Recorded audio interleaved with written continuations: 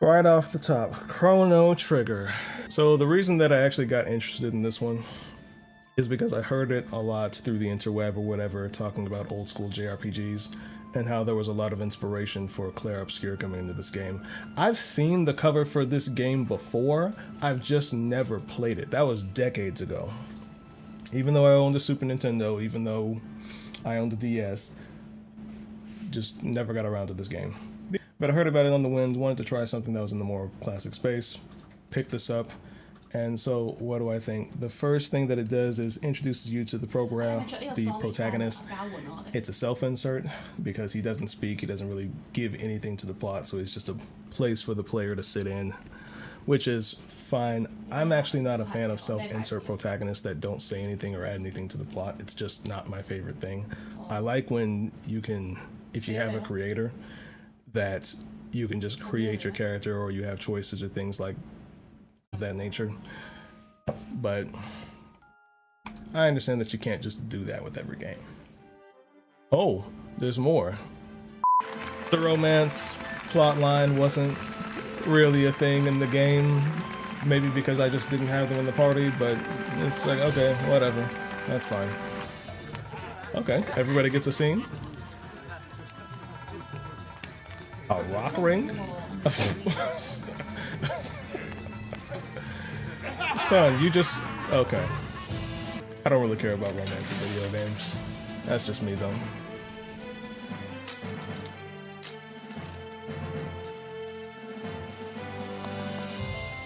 Is that Vegeta? Oh, it's Glenn! Haha! Yeah, it's Glenn. It's Vegeta. We all know it's Vegeta. It's fine. Chrono is Goku. Vegeta is Glenn. Melchior is Master Roshi. And also King Kai at the same time. 40, 50 years of drawing characters and that man just 5 faces. That's all he got. That's all he got. Okay, I was like, why is Robo a different color? She made a new one. Okay. Still better looking than Super? It is.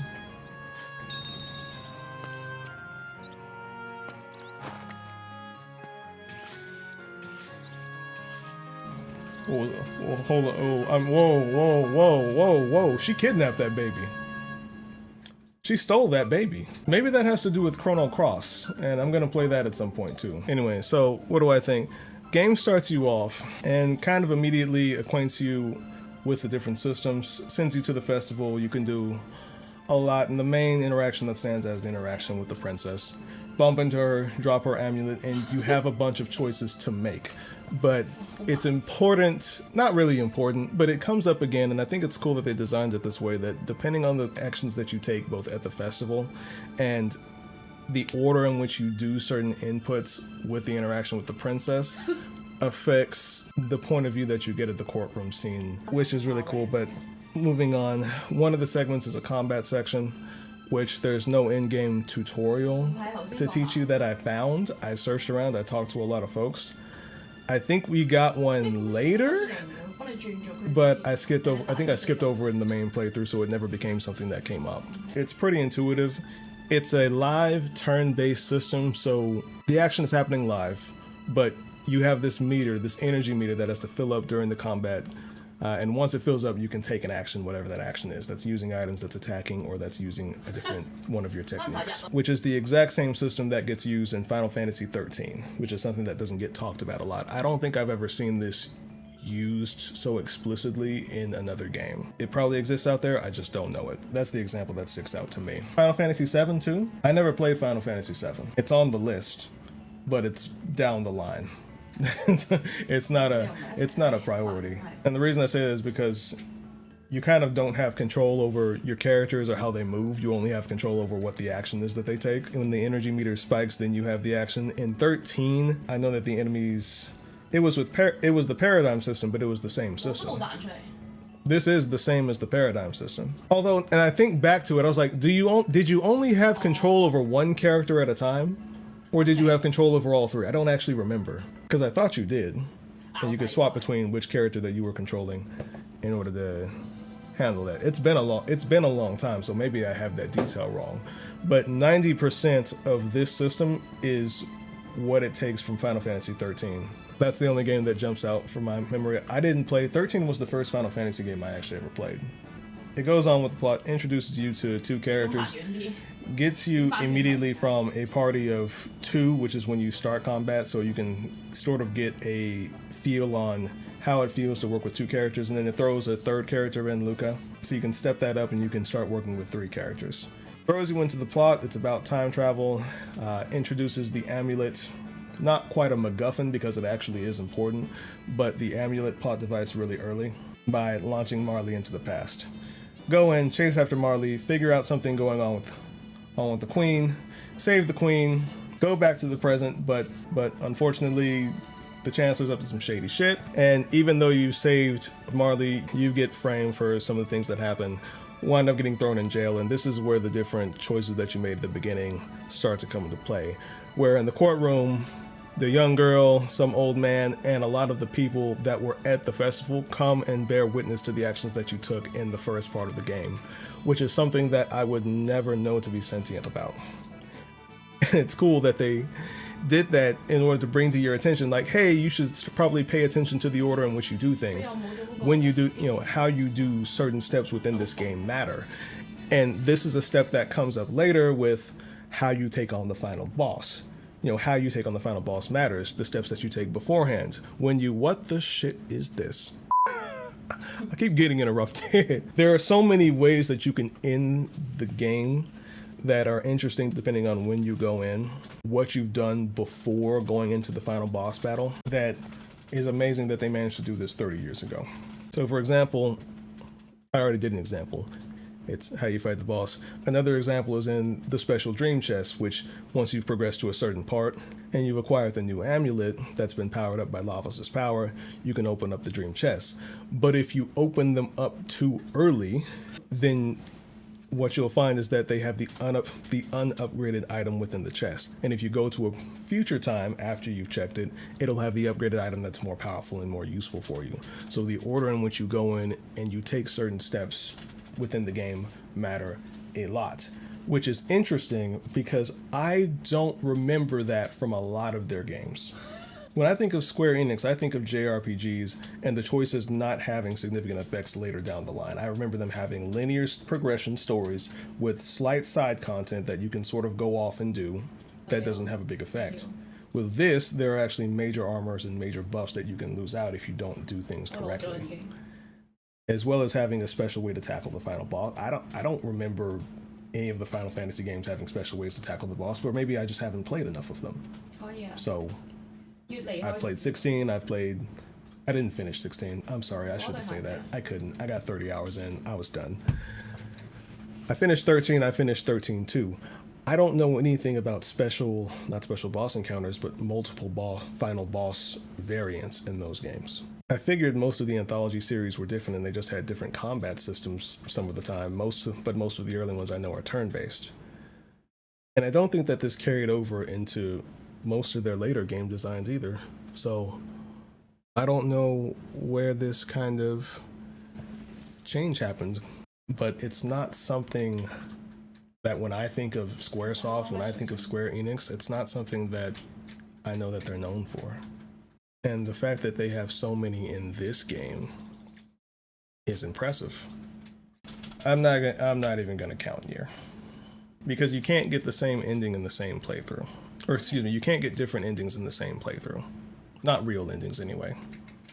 They have like the joke endings or whatever, but there's really just 5 main endings and you have to actually progress them one after the other. Now in the earlier Nier games, I don't know. I'm only speaking for Nier Automata, to be fair. I don't know how the earlier games worked, but I thought they were a similar thing. The boss encounters are interesting. It's clear that staying alive is always more important than just dealing out damage 90% of the time, although there was that one exception with the guy with the 2 hands where it was really important that you blew up one of his hands before he could just continue to destroy your team. And so despite the limitations they sort of had with the design, there were a lot of different ways that you had to tackle bosses that were very creative. There were bosses that were weak to particular elements, so you had to do an element, but then maybe after a certain number of turns, they did like a big spam attack, and then you had to re-heal your team and then reapply it. There were enemies that you had to beat in certain orders. There were enemies that you had to wait and hold off on your attacks, not spam them, otherwise they would just retaliate against your team. There were enemies in which you had to go in, sort of barrage them as quickly as possible in order to change how one of their mechanics worked so that your team could survive. The only time where I felt where it was a little bit unfair was against the twin golem. There were a lot of times when they would just drop 2 boulders on my team and then hit us with a mass attack that did all of our health, and I would just die before I ever got the chance to take a turn. And there are some things I could do to mitigate that, like improving the team's speed so that I could get a turn before they can use that mechanic, but even still, it was just down to RNG whether or not I was able to actually get something off. So that one felt a little bit unfair. The rest, I just needed to pay attention and figure out what was actually going on with them. Other than that, I never really felt like I was overwhelmed. I never felt like there was too much damage going out outside of that. I never felt like I couldn't keep up with the flow of the battle or what it was. Maybe sometimes I was just getting confused, but ultimately, I felt the game was like 99% fair. The pacing at which you acquire items, I felt made shops completely pointless. Like every time I would upgrade at a shop, 10 or 20 minutes later, I would go through the level and I would upgrade, which made the shop upgrade pointless. Especially that one time I spent like 65,000 on a sword because I didn't realize that I realized the point of that was to discourage you from using the demon shop owner, but it was so much better that I was like, oh, I should just get this one. And then 10 minutes later, I got a better sword. So shops are useless outside of getting the one-time use items for the most part. The level progression I felt was very, very fair. I never had to grind enemies, which was cool. There was the one time that I did it in order to get that special item from Ayla's people, the Ruby Vest, I think it's called, which reduced all the fire damage down to 1/5, which was amazing.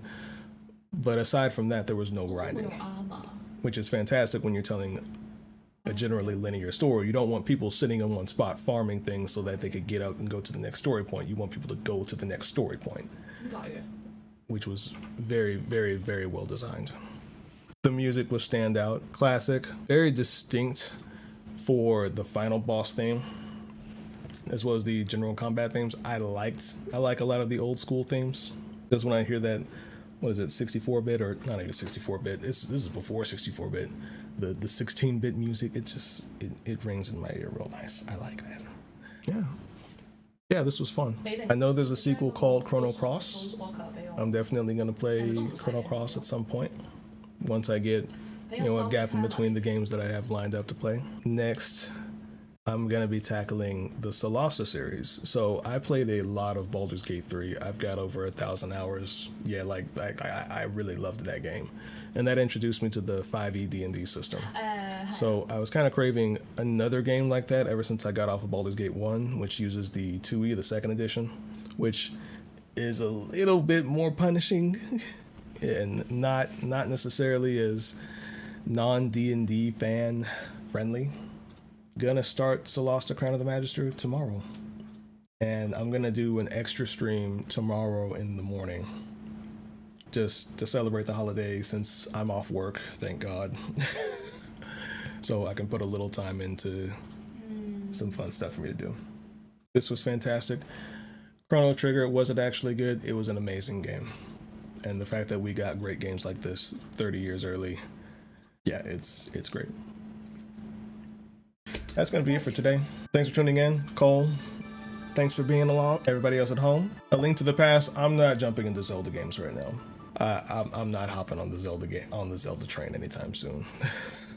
I went back and I tried to play Majora's Mask for the first time in like decades. It was so exhausting. Just remembering everything, keeping track of all the things you need to do, redoing a bunch of different steps in the same playthrough really got to me. Whereas I just want like a nice, tight adventure story. And maybe it's just because I'm too dumb to keep playing those same games that are really, really puzzle heavy. But I'm not in the Zelda mood anytime soon. Like I said, thanks for hopping on. Cole, appreciate you chatting. Everybody at home, thank you for watching, and I will see you all in the next one.